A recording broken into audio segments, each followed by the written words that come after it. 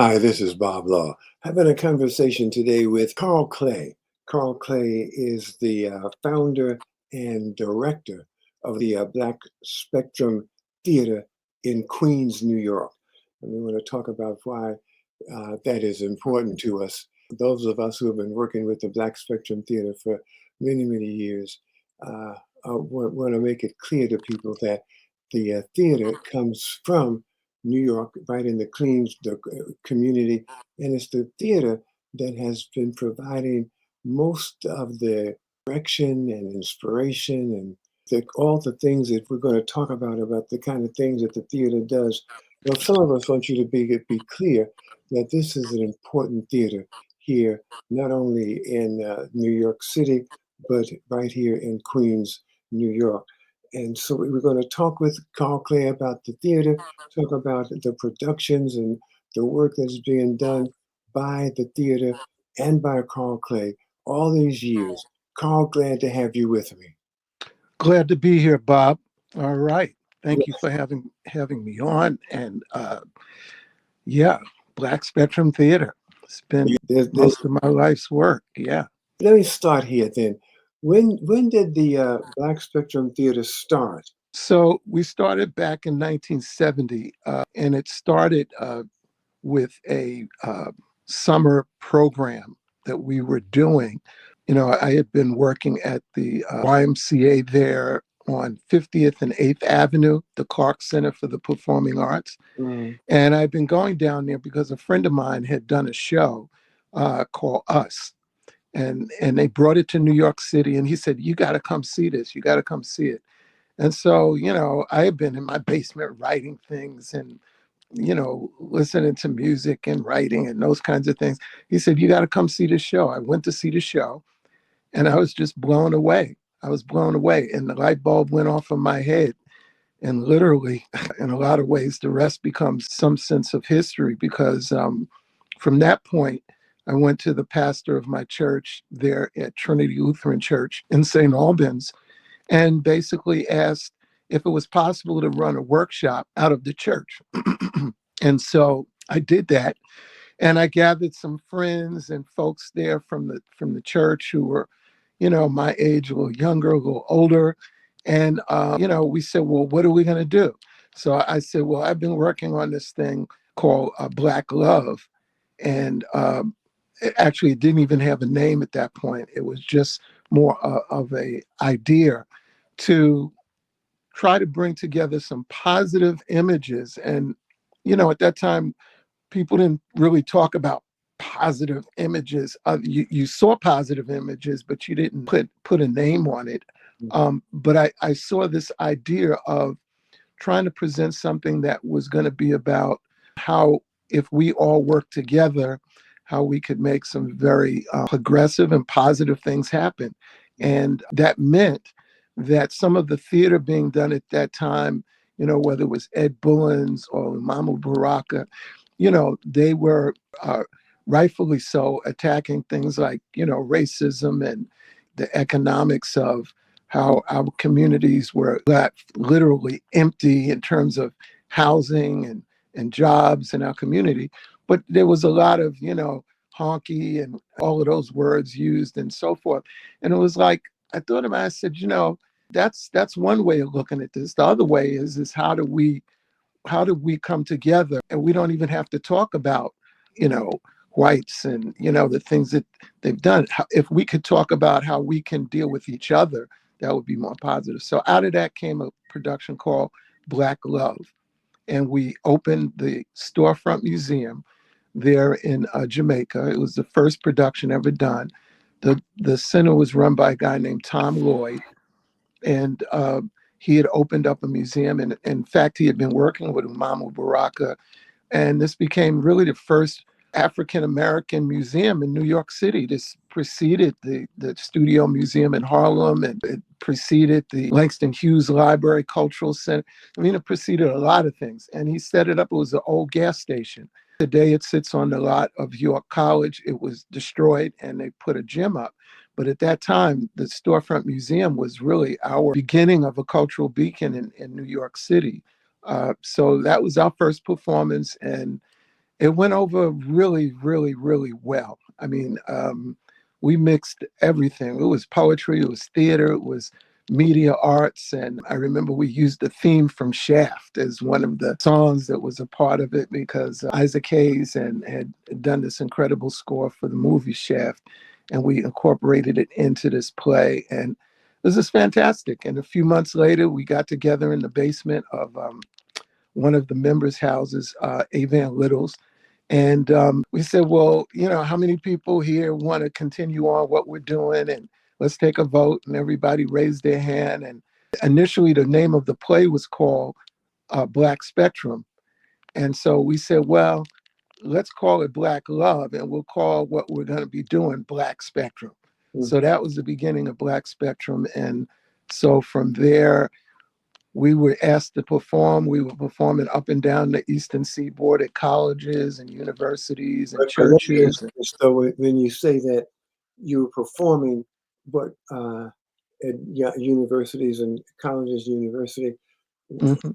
what kind of performance? What were you all performing at that time?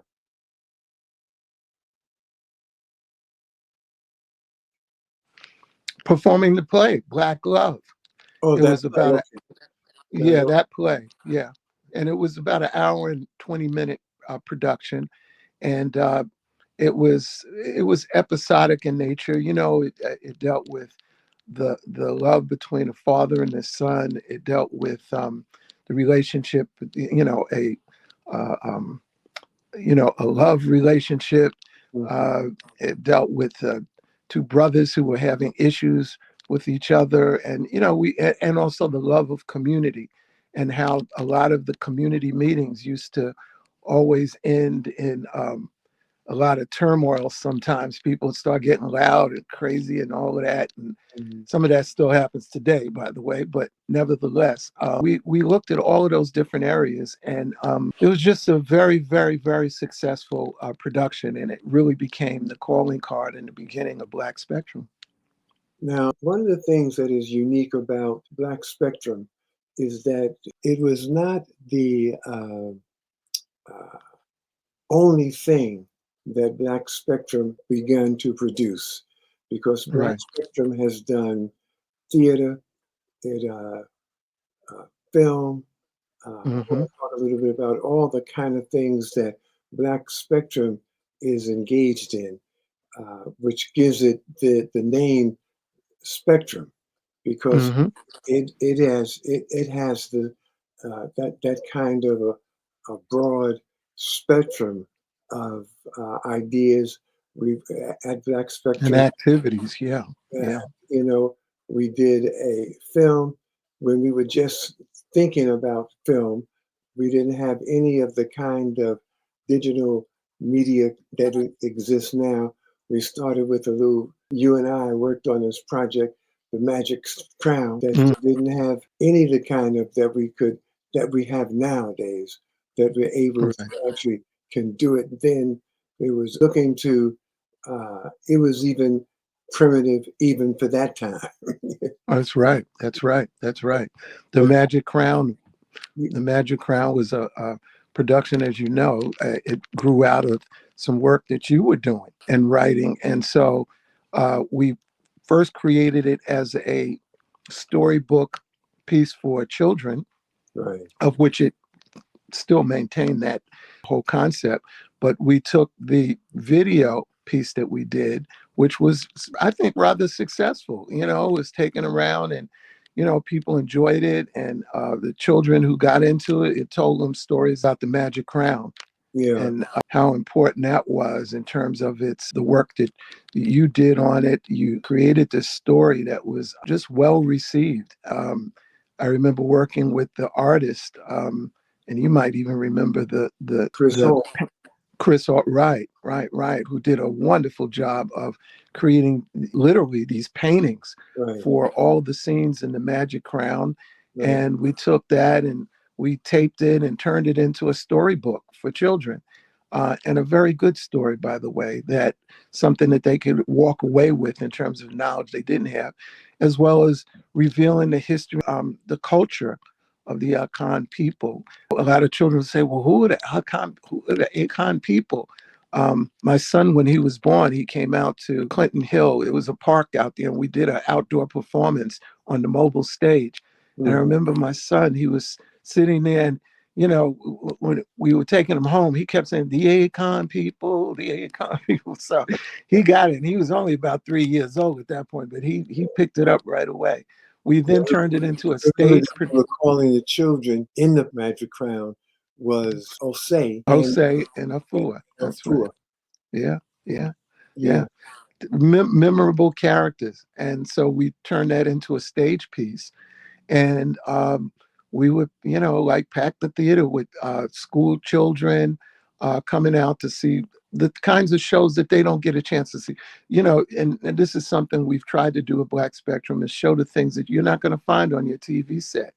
You're not going to find that. You One of should. the things about Black Spectrum Yeah. is that we always have said that we want to bring into our community quality and get the kind of quality and Hmm. performances and really in a very real sense to bring the kind of quality that people don't expect should be coming to neighborhood theater, which is Hmm. one of the reasons that Black Spectrum is so well received. But look at all of the people that you have brought to the Black Spectrum, not just put on your own show, your That's own, right. some Hmm. of the other people that you brought into Queens, uh, headliners, uh, Melba Moore, right? uh, Dick Gregory, Paul Mooney. Uh, we've done the jazz artists. We've had Noel Pointer and Roy Ayers, Freddie Hubbard, Angela Bofield, Ossie and Ruby Dee, um, Tico Wells from the Five Heartbeats. The brother's name escapes me, but he was on Living Single. He came in. Roberta Flack, Norman Connors. And we've done a wealth of Black entertainers coming in. And I think Dick Gregory always said it best. And, he wrote a passage in the book that I have, Producing Theater and Film. And he was saying that, there's not a lot of opportunities for Black artists to perform sometime right in front of their own people. And he says, as strange as that is, they can go all over the country, some of these performers, and predominantly, a lot of times the audiences are not, they're mostly white audiences. So to be able to come into a community in Queens and be able to perform in a venue that's not too big, not too small, where they can just deal with their audience. When Roberta Flack came, she was supposed to only perform for like 45 minutes. She stayed on for 2 hours. Mm. She just got comfortable and got into it. Angie Stone, who just passed away recently, came out and did our concert. Uh, um, Najee and uh, I mean, the list goes on and on and on. And I want to slip by that though. When you say that there are people who came to hear our concert, what do you mhm. mean by that? So we do indoor concerts there inside the theater. And then 23 years ago, we started a program called the St. Albans Jazz Festival. Right. And so that's presented once a year, the third Saturday in July. And it's there in St. Albans Park, which is now called the Archie Spigner Park. But, we draw anywhere between 5 to 8,000 people out there on a Saturday afternoon from 4 o'clock to 10 o'clock at night. And we set up the mobile stage. Uh, these are stages we've had since the early 2000s. And we do this outdoor free concert. And a Mhm. lot of the artists who are, Queens has been a big, I'll Really? just call it an area where a lot of great musicians have come from. Mhm. And, it's been the birthplace literally for a lot of great artists who've come up. And so it also becomes like a reunion for artists. Folks like, Lenny White and Najee, who's from the area, Omar Hakim and Weldon Irvine. And a lot of these guys, it's just a number of artists who come back into the community. They come to this concert so they can reconnect. So we do indoor and outdoor concerts. And I'd like to say that these concerts have also been very, very successful. And they're the kind of thing where families come out, they bring their lawn chairs, Mhm. and it's just a peaceful, peaceful afternoon. And everybody looks forward to it. We're now in our 24th year of doing that. Now, there are other people who are classic performers who are Hmm. saying that St. Albans community, that's where Count Basie, Dick Greg, Brooke Benton, the, Ella Fitzgerald. I mean, some of the greats, a lot of the greats came from the area. John Coltrane, he lived there for a while, James Brown. So it was really a nurturing area for a lot of Black artists who moved into the Asley Park, St. Albans area because that was the place where they could, buy homes at a reasonable price and be around people that were part of the communities they grew up in. Hmm. yeah, that community was a very, and in fact, it still is a very Yes, prestigious community yes, in that, as part of that community, it's it is well known. It is still where people want to be. Yes, yes, it is absolutely, absolutely. the neighborhood right in that little area. The city, I guess, the borough was able to redirect the traffic because they said people were learning about that community, and so people were going up and down the street, up and down, and the community said we have to take those. We want to make it harder to move through our neighborhood because there's too many people coming in here because they want Yeah. to see Jackie Robinson's house right in that neighborhood at Mhm. all at the same time. I don't know if I think Roy Campanella was there as well. Roy Campanella, yes, yeah, but you're right. They were all there basically around the same time. Yeah, I know there were a couple of pitchers who were on the Mets, lived in the area. So it's all it was just really a homogenous place for these Black artists and athletes in a lot of ways to yeah. come and There raise their listen, families and so forth. you Hmm. know, what's his name? Babe Ruth lived there. Babe Ruth lived there early on. Yes, that's Right? correct. He was That's there. I correct. think after he left, I don't remember who it was. He had another prominent person, but it wasn't an athlete. But Babe Ruth was there. But it is still a prestigious neighborhood Yes. community, still in that same as Adley Park in New York City. And The St. Albans, Queens. That's right. right, Hmm. let's talk a little bit about your book it is producing theater and film. See if we can talk about that for a little bit. What is significant about producing theater and film? Well, first of all, the name came from a mistake at the Amsterdam News. Mhm. We were doing a play called Deadwood Dick, Legend of the West.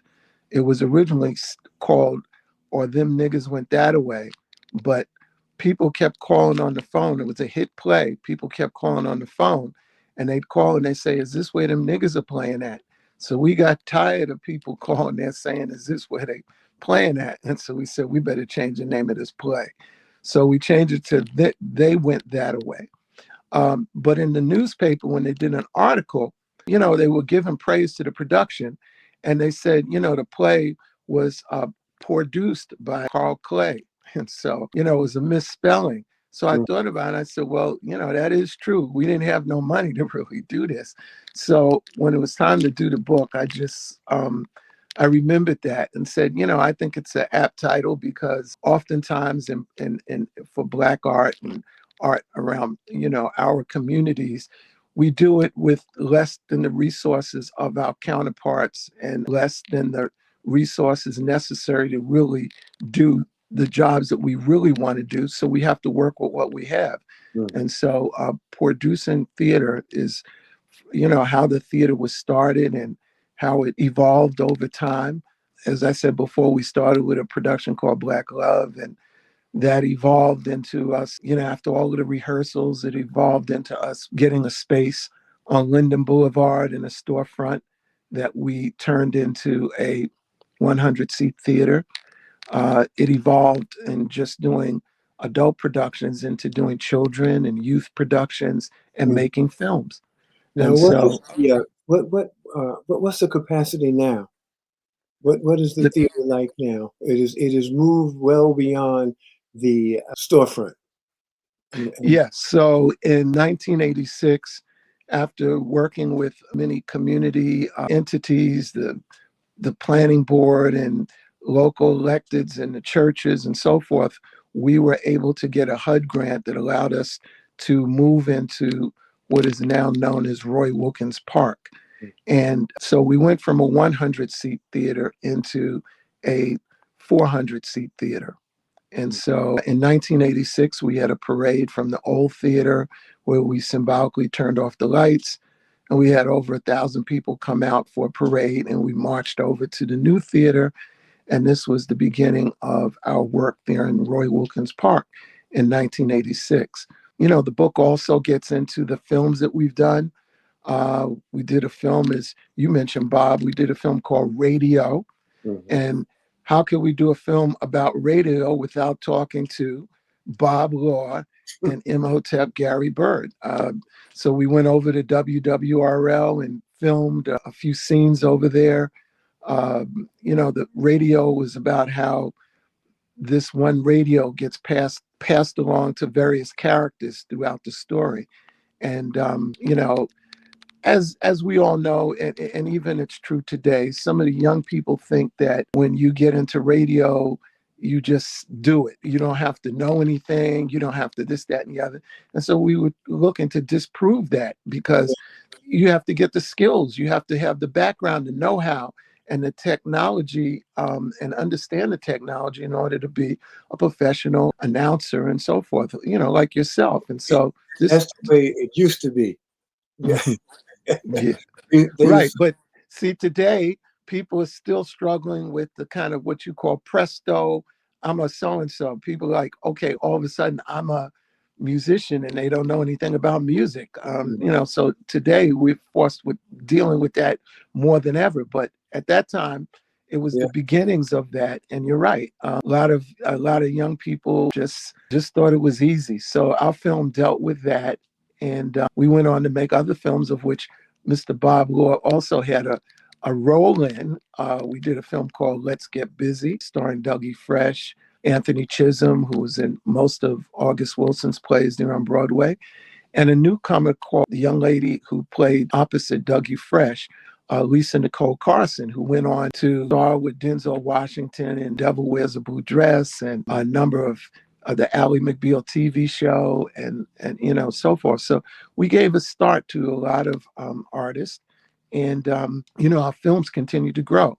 Babies Making Babies, Let's Get Busy, The Follower about male responsibility and teen pregnancy, Urban Encounters, What to Do If You Get Stopped by the Police, Soup, which deals with careers for young people.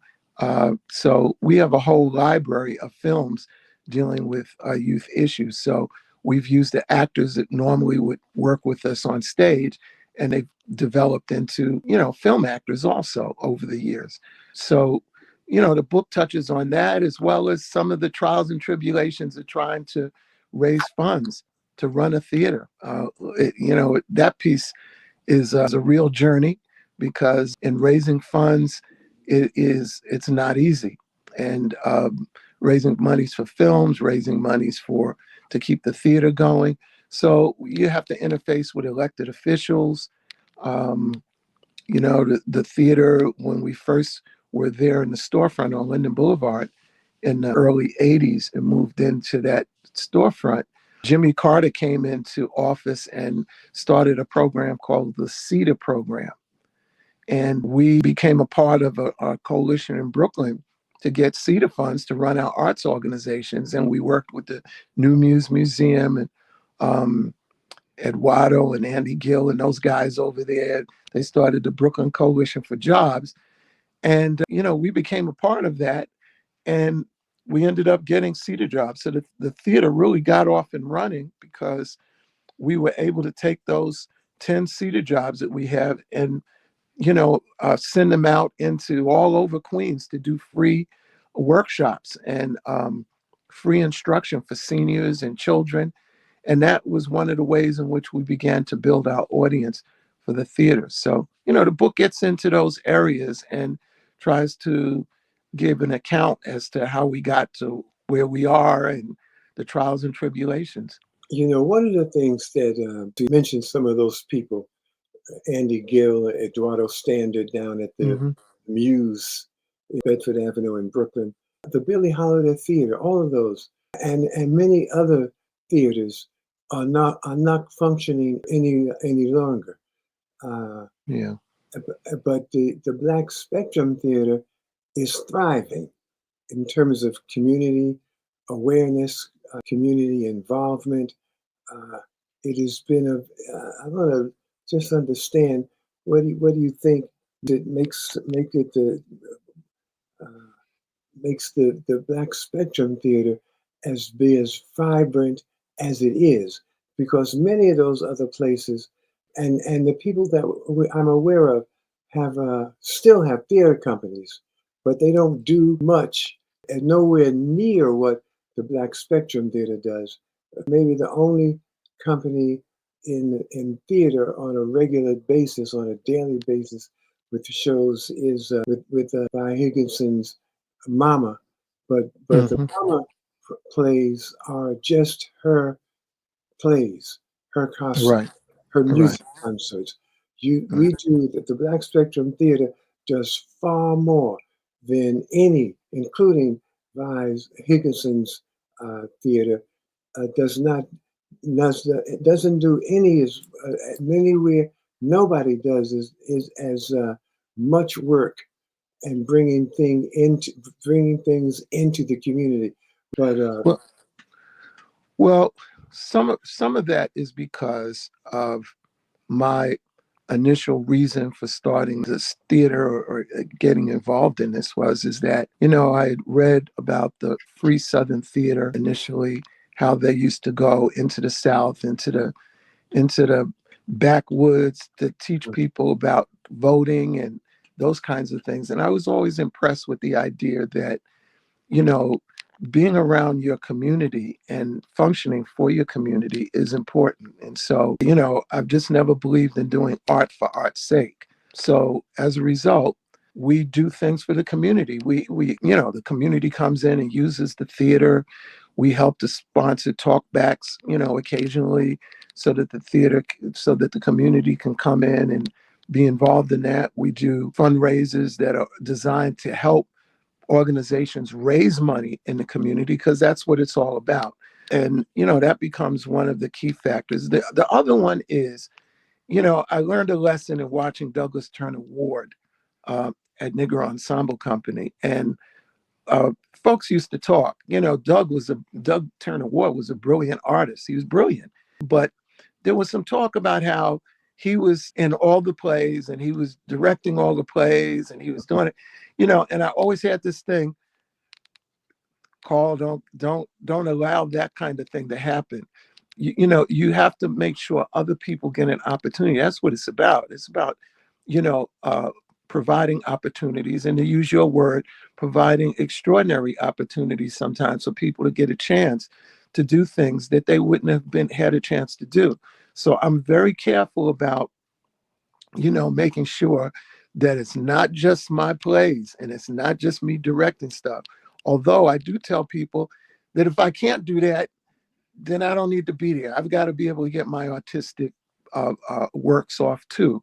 But I think you can do that and at the same time be sharing enough. And that's one of the other things that I learned from Roy Ayers, the artist, because I always used to watch how he would put his groups together and bands together.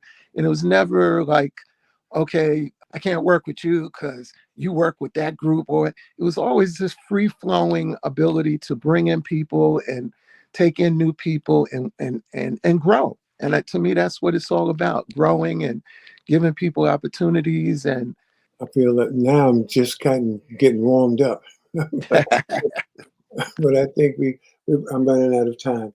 The okay, okay. But let me ask you this now. Again, for people looking for your book now, where can they can find your book now? Online, all they got to do is type in Producing, Poor hyphen Deucing, Producing Theater and Film at Black Spectrum Theater. And you can look under my name, Carl Clay. There's also a documentary that was done on me by Junie Smith and Glenn Turman that is also there on the internet. The story of Carl Clay.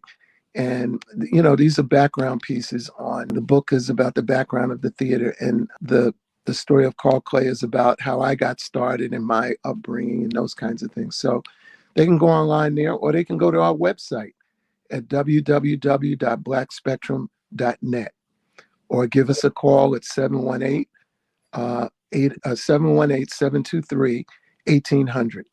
All right, now, thank you. Stay with me for a minute, but thank you for being with me with this conversation. Thank you, Bob, for inviting me on. Okay. And you're getting handsomer every day. Yeah, I think so.